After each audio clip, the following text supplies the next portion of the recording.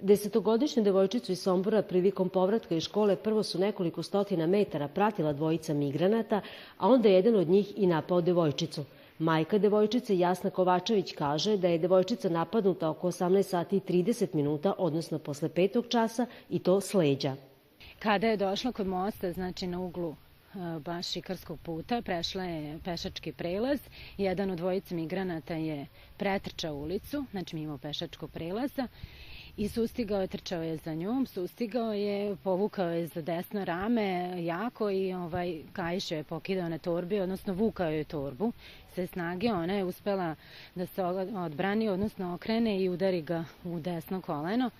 Tako da se on zatetor u momentu i ona je se snage trčala, dozivala u pomoć i tako je uspela da dođe do bake i deke. Napad je odmah prijavljen policiji.